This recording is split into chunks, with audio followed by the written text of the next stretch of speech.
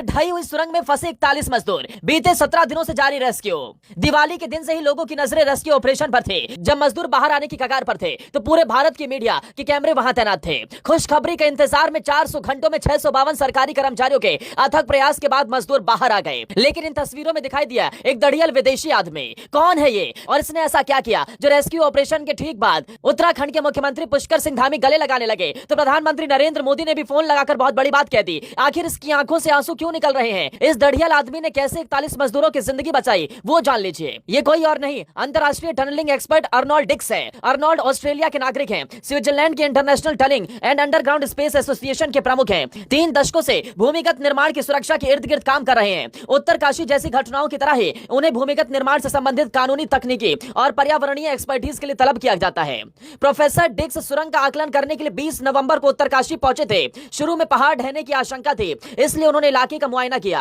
तमाम अनिश्चितताओं के बावजूद डिक्स इकलौते थे जो अधिकारियों को आश्वासन दे रहे थे कि क्रिसमस से पहले मजदूरों को बचा लिया जाएगा। 28 नवंबर की सुबह सुरंग के बाहर बाबा बौखनाथ के मंदिर वो पहुंचे।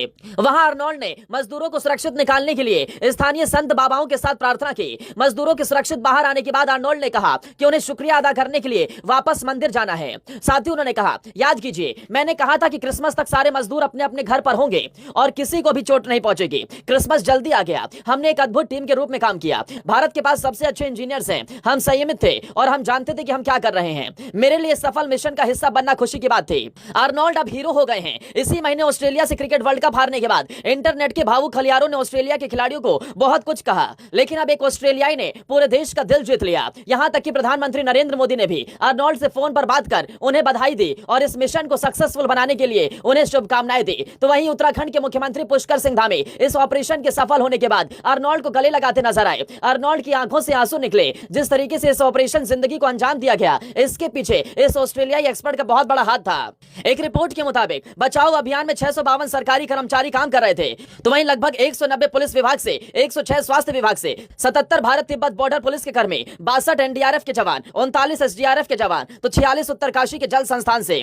यानी कि कुल मिलाकर ये कहें कि बीआरओ से लेकर सभी टीमें तैनात थे और 41 मजदूरों के बाहर आने का इंतजार था। लेकिन आखिरकार ऑपरेशन जिंदगी सफल हुई और हमारे सभी मजदूर सुरक्षित बाहर आ गए। दोस्तों, इस ऑपरेशन को लेकर इस ऑस्ट्रेलिया एक्सपर्ट पर आप क्या कहेंगे? कमेंट कर जरूर बताएं। और